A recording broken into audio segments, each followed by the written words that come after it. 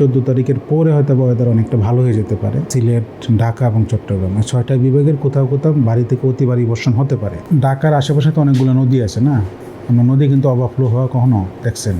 ঢাকায় বন্যা কিন্তু তেমন একটা হয় না। আপনি দেখেন বন্যার সংজ্ঞাটা আমরা কী ধরি? বন্যার সংজ্ঞাটা হলে আপনি কুড়িগ্রাম থেকে শুরু করেন, বড় বড় নদীগুলো, নদীর একটা নির্দিষ্ট ধারণ ক্ষমতা আছে। সেই ধারণ ক্ষমতা যখন বেড়ে যাবে আস্তে আস্তে, তখন সে পাহাড় উপচায় নদী পানি যায়, প্রবাহিত হয় লোকালয়ে, তখন সেটাকে বলি আমরা বন্যা। এটা হলো আমাদের নর্মাল ফ্ল্যাট ল্যান্ড। এটা আপনি সিলেটের দিকে যান, কিছুটা পাহাড়ি এলাকা, আসাম মেঘালয় থেকে খারাপভাবে বৃষ্টিটা পড়ে আসে, তখন সিলেটে একটা বন্যা তৈরি হয়, বা কিশোরগঞ্জ আশেপাশে এলাকা। চিটাগাং বন্যাটা একটু ব্যতিক্রম। এখন যেটা হচ্ছে সেটা কীরকম ব্যতিক্রম? দেখেন, চিটাগাংয়ে যে আমাদের যেগুলো ফ্ল্যাট ল্যান্ডে যেগুলো আছে, নদী আছে বিশাল, ঠিক আছে, পাশে সমুদ্র আছে। সমুদ্র দেখাতে একটা ফ্যাক্টর কি, সেখানে জোয়ার ভাটার একটা ফ্যাক্টর আছে। আপনি যতই পানি ছাড়েন না কেন, কিন্তু জোয়ারের সময় তো পানি আর এতটা যাবে না, মানে উল্টা আপনার দিকে আসবে। আবার পুরা চিটাগাং ডিভিশনে পাহাড়ি এলাকা, বান্দরবন, খাগড়াছড়ি, রাঙ্গামাটি, যাই ধরেন না কেন, কক্সবাজার, সবগুলো পাহাড়, সব জায়গায় পাহাড় আছে। তা আমাদের নিম্নভূমিতে যে পরিমাণ বৃষ্টি হচ্ছে, পাহাড়েও সম পরিমাণ বৃষ্টি হচ্ছে। কারণ সবটা পাহাড়ের পানি তো সব এদিক দিয়ে নেমে আসবে। আগে শুধু দেখতাম যে না, চিটাগাং শহরের আশেপাশে বৃষ্টি হচ্ছে, পানিটা সরে যাওয়ার একটা সুযোগ ছিল। এখন যেহেতু আশেপাশে সব জায়গাতে বৃষ্টি হচ্ছে, পাহাড়ি ডলও নামছে, আবার পাহাড়ি যে ডলটা নামছে সেটা শুধু পানিটা নামে না, প্রচুর কাদামাটি নিয়ে আসে, যেটা অনেক নালার মুখ বন্ধ করে দিতে পারে, এবং আমাদের যে নদী নালা আছে সেখানে হয়তো বা গভীরতা কমিয়ে দিতে পারে। তাছাড়া এটা হলো কয়েকটা কারণের মধ্যে একটা। আর একটা কারণ হতে পারে যেটা হলো, আমরা হয়তো বা খাল বিলে, আমরা যেটা নদী, আমরা যেটা বলি যে সাধারণত আমরা যেখানে ময়লা ফেলি, ডাস্টবিনে ময়লা না ফেলে আমরা ওই নালার মধ্যে ময়লা ফেলি। চিটাগাংয়ে সেটা খুব বেশি দেখা যায়, তারা ময়লা ফেলে ড্রেন বন্ধ হয়ে যায়। ঢাকায় গত 2 দিনে প্রায় আমরা 97 মিলিমিটার করে বৃষ্টিপাত রেকর্ড করেছি, যেটা অতি ভারী বর্ষণ।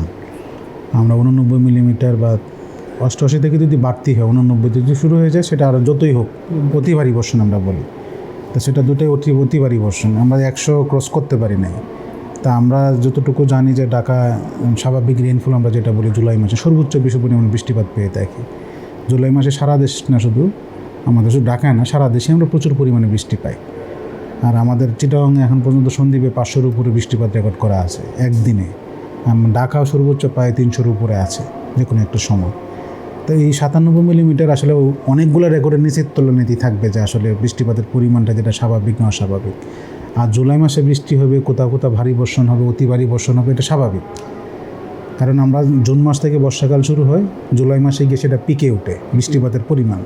আমরা এই 2টা মাসই পড়েছে আষাঢ় শ্রাবণের মধ্যে।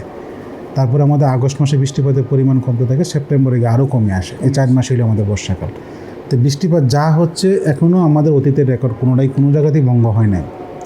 যদিও সেই পরিমাণ বৃষ্টি, আমাদের প্রচুর পরিমাণ বৃষ্টি হওয়ার কারণে আমাদের চিটাগাং ডিভিশনে শুধু চিটাগাং শহরে বৃষ্টি হচ্ছে না, বরং পুরো চিটাগাং ডিভিশনটাতে বৃষ্টি হচ্ছে। রাঙ্গামাটি ধরেন, খাগড়াছড়ি ধরেন, বান্দরবন ধরেন, সব জায়গায় বৃষ্টি হচ্ছে, এবং পাহাড়ি ডল সম্পূর্ণভাবে আমাদের নিচু এলাকা দিয়ে প্রবাহিত হচ্ছে, এবং সেটার কারণে একটা সাময়িক বন্যা তৈরি হয়েছে এখানে। আগে শুধু শহরে জলাবদ্ধতা ছিল, এর সাথে যুক্ত হয়েছে পাহাড়ি ডল। গত কয়েকদিন যাবতীয় বৃষ্টি হচ্ছে, আজকে সম্ভাবনা বেশি এবং কালকে সম্ভাবনাটা 14 তারিখ পর্যন্ত আমাদের মোটামুটি একটা সম্ভাবনা। আমরা যেহেতু খুলনা, বরিশাল বাদ দিয়ে বাকি যে 6টা বিভাগ, রংপুর, রাজশাহী, আমরা ময়মনসিংহ, সিলেট, ঢাকা এবং চট্টগ্রাম 6টা বিভাগের কোথাও কোথাও বাড়ি থেকে অতি ভারী বর্ষণ হতে পারে। এটা 14 তারিখ সকাল 11টা পর্যন্ত। তা আমরা ধারণা করছি যে 14 তারিখের পরে হয়তো ওয়েদার অনেকটা ভালো হয়ে যেতে পারে। ভালো মানে যে একেবারে ড্রাই পাবো বা আমাদের রৌদ্রোজ্জ্বল আবহাওয়া পাবো, এটার সম্ভাবনা কম। হয়তো আমার মেঘলা থাকতে পারে, সাময়িকভাবে এক পশলা বৃষ্টি হতে পারে। তবে সর্বোচ্চ হলে হয়তো বা মাঝারি ধরনের ভারী বর্ষণ হতে পারে কোথাও সামান্য পরিমাণে। তবে আমরা যেরকম বৃষ্টি গত কয়েকদিন দেখলাম ভারী থেকে অতি ভারী বর্ষণ, সেটা সম্ভাবনা অনেকটা কম। তবে 17 তারিখের দিকে চিটাগাং ডিভিশনে একটু ভালো বৃষ্টির সম্ভাবনা আছে, শুধু 17 তারিখ বা 18 তারিখের দিকে।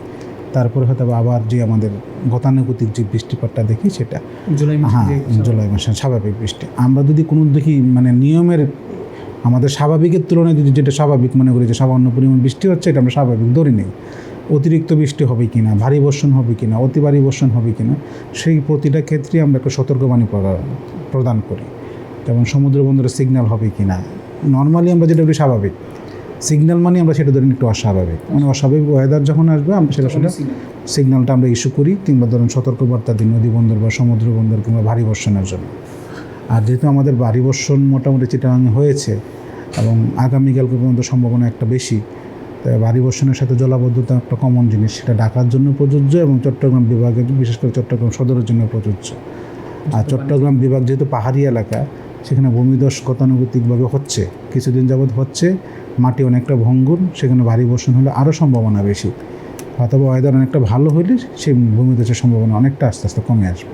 ঝুঁকি মানে বৃষ্টিপাত হওয়া মানে ঝুঁকি না, ভারী বর্ষণ হবে কি না। যেহেতু আমরা 6টা ডিভিশনের কথা বললাম, একমাত্র খুলনা বরিশাল বাদ দিয়ে, 6টা ডিভিশনের সব জায়গায় যে হবে তা কিন্তু না। আমরা কোথাও কোথাও বললাম যে ওইখানে ভারী বর্ষণ হতে পারে, বিশেষ করে রংপুর, ময়মনসিংহ, সিলেট, ওই রংপুর, ময়মনসিংহ, সিলেট, সাথে রাজশাহী সহ আগামীকালকে বেশি সম্ভাবনা ওইখানেই বেশি। সাথে যদি ঢাকা ডিভিশন মাঝখানে ঢাকা একটু পেতে পারে এবং চিটাগাং কিছুটা পেতে পারে। এখন হয়তো খুলনা বেশি বৃষ্টি হচ্ছে, খুলনা ডিভিশনে কিছু কিছু জায়গায়। আর আমাদের ফরকাস্টটা মূলত সকাল সন্ধ্যা 6টা থেকে, তো আশা করা যায় হয়তো আর ঘন্টাখানির মধ্যে অনেকটা বৃষ্টি কমে যেতে পারে। তো এটা হলো আগামীকালকের জন্য সকাল সন্ধ্যা 6টা থেকে পরবর্তী দিন সন্ধ্যা 6টা পর্যন্ত যে পূর্বাভাসটা বললাম। এই 24 ঘন্টার মধ্যেই ওই 6টা ডিভিশনে বৃষ্টির সম্ভাবনাটা একটু বেশি, খুলনা বরিশাল তুলনামূলক কম হতে পারে এবং ওই 6টা ডিভিশনের কোথাও কোথাও ভারী থেকে অতি ভারী বর্ষণও হতে পারে। অতি ভারী বর্ষণটা আমি বললাম 89 মিলিমিটার বা তার বেশি হলে, সেটা আমরা অতি ভারী বর্ষণ বলি।